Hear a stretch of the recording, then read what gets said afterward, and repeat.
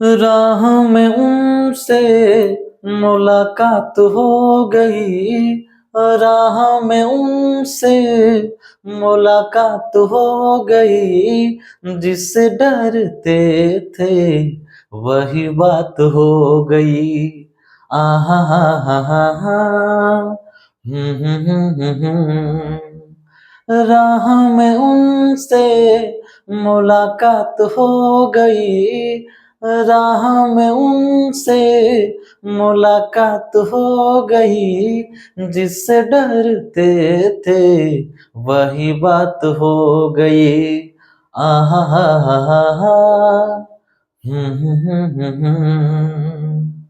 नमस्कार दोस्तों, मैं अमित कुमार आप सभी को रेलवे हब में स्वागत करता हूं। उम्मीद करता हूं दोस्तों आप जहां भी होंगे मस्त होंगे, स्वस्थ होंगे और इस रेलवे महाकुंभ की तैयारी में व्यस्त होंगे। दोस्तों आज की इस वीडियो में हम लोग बात करने वाले एएलपी रिजल्ट के बारे में। दोस्तों अभी अभी एएलपी का रिजल्ट आ गया है और मैंने अभी अभी गाना गाया कि राह में उनसे मुलाकात हो गई, जिससे डरते थे वही बात हो गई। तो दोस्तों आप लोगों ने भी एएलपी की तैयारी कर रही थी और आपके अंदर भी डर लगा था कि मेरा इस बार जो सिलेक्शन होगा या नहीं होगा। तो आपका डर जो है वो खत्म हो चुका है और आपका रिजल्ट आ चुका है। तो जिस तरह राह में उनसे मुलाकात हो गई, जिससे डरते थे वही बात हो गई। तो तैयारी करते करते जो है दोस्तों आपका जो डर था रिजल्ट होगा या नहीं, वो डर अब खत्म हो चुका है और आप CBT 1 नौकरी जो आपको असिस्टेंट लोको पायलट में लेने का सपना है, उसका आप एक सीढ़ी को पार कर चुके हैं और आपको 2 से 3 सीढ़ी को अभी पार करना है। CBT 2 के एग्जाम को पार करना, फिर साइको का, और फिर एक बड़ा सा पार्ट जो लोको पायलट के नौकरी में काफी महत्वपूर्ण रखता है, वो है दोस्तों आपका मेडिकल का। मेडिकल में आई टेस्ट का जो है वो बहुत ज्यादा मायने रखता है, क्योंकि उसमें आपको मेडिकल का जो दोस्तों ये है कैटेगरी जो है आपका दोस्तों वो A1 चाहिए। तो मेडिकल जो कैटेगरी आपका होना चाहिए वो A1 होना चाहिए। आंख का जो है कैटेगरी वो आपका A1 होना चाहिए। तो ये है दोस्तों। लेकिन कोई नहीं दोस्तों, आपका जिस जिस बच्चों का रिजल्ट हुआ है उसको सबसे पहले मेरी ओर से बहुत बहुत बधाई, का बहुत बहुत शुभकामनाएं। आपने काफी मेहनत की और आपका मेहनत रंग लाया और आपका CBT 1 का एग्जाम में सिलेक्शन हो चुका है दोस्तों। और आप अब CBT 2 की एग्जाम देने के लिए एलिजिबल हैं और आपका एग्जाम डेट भी जारी कर दिया गया था दोस्तों रिजल्ट के आने से पहले ही। आपका जो दोस्तों एग्जाम जो होने वाला है दोस्तों वो कब होने वाला है, तो शायद 18 और 19 मार्च को होने वाला है। तो आपके पास दोस्तों बहुत ज्यादा अब वक्त है नहीं। आपके पास जो वक्त है दोस्तों वो कितने दिन का है, तो आपको 20 डेज का समय है दोस्तों, 20 दिन का। तो आपके अंदर जितना भी क्षमता है, जितना भी दम है, दिन रात एक कर दीजिए। बस 20 दिन की बात है, उसके बाद फिर आप आराम से मजे करते रहना है। फिर आपको जो है वो दोस्तों सिर्फ और सिर्फ आपका रह जाएगा नेक्स्ट रिजल्ट आने के बाद आपका साइको रह जाएगा और फिर मेडिकल टेस्ट। मेडिकल टेस्ट वो आपकी शारीरिक फिटनेसता को दर्शाता है। आपको थोड़ी सी जो फिर बाद में मेहनत करनी पड़ेगी वो दोस्तों वो साइको में करना होगा। तो जिस भी बच्चे का CBT 1 में रिजल्ट हुआ है, एक बार फिर से मेरी ओर से बहुत बहुत बधाई और शुभकामनाएं। आप CBT 2 की तैयारी में लग जाए। और थोड़ा सा दोस्तों हम इस वीडियो में उस बच्चे के भी बारे में बात करना चाहेंगे जिसका सिलेक्शन नहीं हुआ, जो 1 या 2 नंबर के कारण सिलेक्शन से चूक गया है। तो उसे भी दोस्तों घबराने की जरूरत नहीं है, यह धैर्य का समय है। मैं भगवान से यह प्रार्थना करता हूँ कि आप को जो है वो नेक्स्ट जो वैकेंसी आने वाली उसमें आपका सिलेक्शन हो। भगवान आपकी थोड़ी सी हेल्प करे, मदद करे, आपको तैयारी करने में थोड़ा सा मदद करे। भगवान आपको थोड़ा सा पढ़ने में दिमाग को कंसंट्रेट करने की ये दे। तो दोस्तों जिस भी बच्चे का सिलेक्शन नहीं हो उसको घबराने की जरूरत नहीं है, आप आराम से तैयारी में लग जाइए, क्योंकि ये बहाली है वो आते रहेगी जाते रहेगी। आप यदि तैयारी में लगे रहेंगे तो एक ना एक दिन आपका होना ही है। और अब सबसे अच्छी बात यह है दोस्तों कि रेलवे के द्वारा फाइनली ये तय कर दिया कि बहाली जो वो प्रत्येक बहाली जो रेलवे के कोई भी डिपार्टमेंट हो, सारा का सारा डिपार्टमेंट का जो बहाली है दोस्तों वो प्रत्येक साल आने वाला हर प्रत्येक वर्ष का कैलेंडर जो है वो रेलवे के द्वारा जारी कर दिया जा रहा है। तो 2025 में सिलेक्शन आपका नहीं हुआ, कोई दिक्कत नहीं, ये आपका साल नहीं था। 2026 है वो आपकी होगी, 2026 नहीं तो 27। तो आप 1-2 साल लगातार जब मेहनत करते रहेंगे दोस्तों तो डेफिनेटली तय है कि आपका किसी ना किसी वर्ष आपका फाइनली सिलेक्शन होगा ही। तो दोस्तों घबराने की जरूरत नहीं है।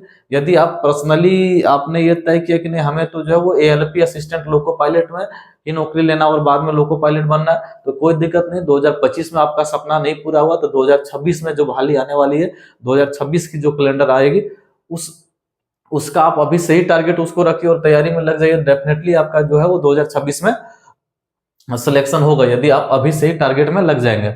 और यदि आप किसी पर्टिकुलर नौकरी ये पर्टिकुलर पोस्ट का तैयारी नहीं करें जैसे कि एएलपी हो, तो आपके लिए दोस्तों और भी एनटीपीसी का भी तैयारी आप कीजिए। वो भी उसमें बहुत सारा अच्छा अच्छा पोस्ट है, आप उसमें भी अपना सिलेक्शन ले सकते हैं। और उसमें अभी समय है आपका 1 से 2 महीना का वक्त है दोस्तों, तो आप उसमें तैयारी कीजिए। और उसमें 1-2 नंबर से कम रह गए तो आप थोड़ा मेहनत कीजिए और एनटीपीसी में अपना रिजल्ट निकालिए और वहां ले सकते हैं। ग्रुप डी की बहाली है, उसमें दोस्तों 4 से 5 महीना का समय है, उसमें भी आप आराम से मेहनत करके आप वहां निकाल के ले सकते हैं। और पर्टिकुलर आपने यदि टारगेट फिक्स करके रखा है कि नहीं हमें एएलपी का लेना है, तो कोई दिक्कत ना, आप 1 साल मेहनत कीजिए, 2026 के एग्जाम को निकालिए और उसमें सिलेक्शन लीजिए। तो आपको घबराने की जरूरत नहीं है दोस्तों, आपको बैठने की जरूरत नहीं है, रुकने की जरूरत नहीं है, लगातार मेहनत करने की जरूरत है। यदि आप मेहनत में लगे रहेंगे तो एक ना एक दिन आपका सिलेक्शन होगा ही दोस्तों। सिलेक्शन से आपको कोई भी नहीं रोक सकता। आप यदि मेहनत को अंजाम देते रहेंगे, एक दिन मेहनत आपके सामने जरूर झुकेगी और फाइनली आपका सिलेक्शन होगा। तो जिस भी दोस्तों का नहीं हुआ, एक बार मेरी तरफ से उसको सहानुभूति है कि आप मेहनत करें और नेक्स्ट जो बहाली आएगी उसमें आप रिजल्ट निकालें। ये मेरे लिए, मेरी तरफ से आप लोगों के लिए भगवान से प्रार्थना है।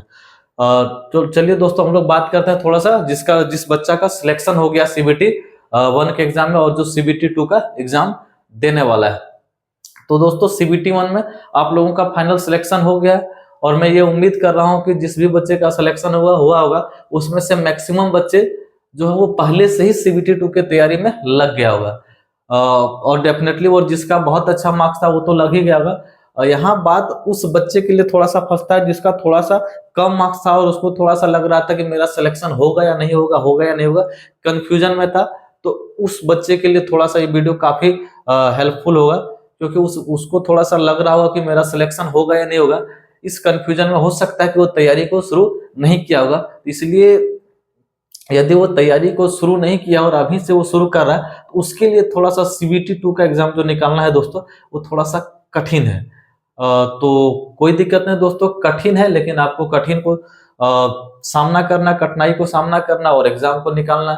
अब जो भी वक्त है आप उसको ही यूटिलाइज करना और उसी से आपको सिलेक्शन लेना है। आप तो अब भूतकाल के समय में तो आप जा नहीं सकते कि अब चलो भाई सिलेक्शन मेरा हो गया तो हम एक काम करते हैं पीछे 20 दिन जाकर फिर से पढ़ना स्टार्ट करें, ऐसा तो आप कर नहीं सकते। जो आपके पास आने वाले 20 दिन है वही आपके काम की चीज है और वही आपके काम का समय है। उस समय को आप अच्छे तरह से यूटिलाइज कीजिए और ज्यादा से ज्यादा मेहनत कीजिए। मैक्सिमम हो सकता है कि संभावना हो सकता है कि आपका सिलेक्शन हो जाए। दोस्तों यदि हम सीबीटी 2 की सिलेबस के बारे में बात किया जाए दोस्तों, तो आपका सीबीटी 2 का जो सिलेबस है दोस्तों वो 175 मार्क्स का है। कितना है? 175 मार्क्स का। उसमें से आपका दोस्तों 100 मार्क्स का जो है आपका पेपर जो सीबीटी 2 में होने वाला है दोस्तों वो 2 पेपर होना है। ये हो गया पेपर 1 और ये हो गया आपका दोस्तों पेपर 2। पेपर 1 जो दोस्तों होने वाला है वो 100 मार्क्स का होने वाला और इसमें जो दोस्तों आपको समय दिया जाएगा वो कितना समय दिया जाएगा? 90 मिनट का। और पेपर 2 जो आपका 75 क्वेश्चन का होने वाला है दोस्तों उसमें आपको समय मिलेगा कितना? 60 मिनट का। और 90 मार्क्स का जो दोस्तों आपका ये जो 100 नंबर का जो आपका जो सिलेबस है दोस्तों उसमें 4 सब्जेक्ट रहेगा दोस्तों। मैथ, रीजनिंग, जो दोस्तों आपको जनरल अवेयरनेस जीके जो है दोस्तों वहां से 10 क्वेश्चन पूछा जाएगा। मैथ से दोस्तों आपको 25 क्वेश्चन पूछा जाएगा। रीजनिंग से दोस्तों आपको जो है वो 25 क्वेश्चन पूछा जाएगा। और दोस्तों जनरल साइंस एंड इंजीनियरिंग वाला पार्ट जो है दोस्तों उससे 40 क्वेश्चन पूछा जाएगा। तो ये आपका टोटल यहाँ से कितना हो जाएगा दोस्तों? 100 क्वेश्चन। इस 100 क्वेश्चन में दोस्तों आप टारगेट रखिए। इस 100 क्वेश्चन का जो दोस्तों मैं उम्मीद करता हूँ आप ऑलरेडी इसका तैयारी कर चुके हैं, क्योंकि यदि आपको इस 100 नंबर का तैयारी नहीं होता तो आपका सीबीटी 1 का एग्जाम निकलता ही नहीं। अर्थात हम कह सकते हैं कि सीबीटी 1 का एग्जाम आपका निकला है तो ये 100 नंबर का आप तैयारी कर चुके हैं। बस इसमें थोड़ा बहुत जो कमियां रह गया तो उस कमियों को आपको सुधारने की जरूरत है और थोड़ा सा अपडेट की जरूरत है। बाकी इसमें आपको कुछ नया करने की जरूरत नहीं है। आपको जो दोस्तों ज्यादा से ज्यादा समय देना है वो सीबीटी ये सॉरी आपका पेपर 2 में जो 75 मार्क्स है दोस्तों, आपका जो है 75 मार्क्स का जो आपका है दोस्तों, वो सेकेंड पार्ट टेक्निकल वाला पार्ट जो दोस्तों उस पर थोड़ा सा ध्यान देना है। वही मेन खेल है दोस्तों। उसमें आपका जो भी आपका ट्रेड रखें, उस ट्रेड के अनुसार से जो आपका सब्जेक्ट रखें उसके हिसाब से आप अपना सिलेबस को तैयार कीजिए और अच्छे से एक एक चैप्टर को पढ़िए और ज्यादा से ज्यादा मॉक टेस्ट को लगाइए और थोड़ा सा समय की महत्वता को जानते हुए थोड़ा सा उसके हिसाब से अपने समय को मैनेज को करने का प्रयास कीजिए। और ये 20 डेज आप जितना से जितना कंसंट्रेट होकर अधिक से अधिक समय आप दे सकें, यही आपके लिए उपयोगी होगा दोस्तों। इसके अलावा और कुछ भी नहीं है।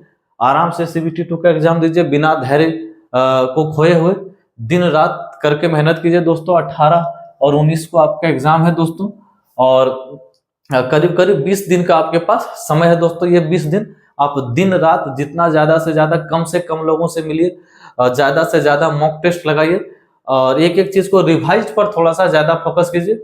और मॉक टेस्ट जो है पर डे दोस्तों आपको कम से कम एक जो मॉक टेस्ट है इसका और एक दोस्तों आपको ट्रेड वाला, 2 मॉक टेस्ट आपको पर डे देना है। और उस मॉक टेस्ट को देने के बाद उसको सारे दोनों के दोनों मॉक टेस्ट को आपको एनालिसिस करना है कि कहाँ कहाँ से क्वेश्चन छूट रहा है और ट्रेड में कौन से चैप्टर में थोड़ा सा आपको पकड़ बनाने की जरूरत है, जिसमें थोड़ा सा आपको लग रहा है कि क्वेश्चन छूट रहा है उसको थोड़ा सा पढ़ने का जरूरत है।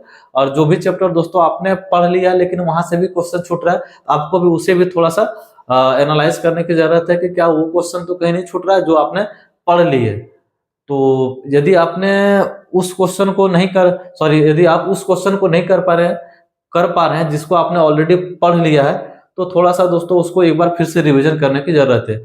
और यदि दोस्तों कोई नया क्वेश्चन आता है उससे वो अगर आपका मॉक टेस्ट में छूटता है तो उसमें आपको घबराने की जरूरत नहीं है दोस्तों, आपको उसमें सीखने की जरूरत है। घबराने की जरूरत आपको वहां है जहां आपने क्वेश्चन को पढ़ लिया लेकिन फिर भी आपसे नहीं बन रहा है, या तो आप रिवीजन के कारण उस चीज को भूल पा रहे हैं या तो आपको कोई वो जो बात है जो क्वेश्चन है वो समझ में नहीं आया। तो जो भी है आपको उसके हिसाब से अपना समय को एनालिसिस करना है और उसके हिसाब से दोस्तों ज्यादा से ज्यादा समय देकर मेहनत करना है। आपको एक सारे के सारे बच्चों CBT 2 में जिसका सिलेक्शन हुआ, एक बार फिर से मेरी ओर से बहुत बहुत बधाई और शुभकामनाएं। 20 दिन का वक्त है दोस्तों, आप अपने समय को यूटिलाइज कीजिए, ज्यादा से ज्यादा समय दीजिए, यही मेरा आप लोगों से विनती है, प्रार्थना है। मिलते हैं अगली वीडियो में, तब तक के लिए बहुत बहुत धन्यवाद। जय हिंद, वंदे मातरम, थैंक यू।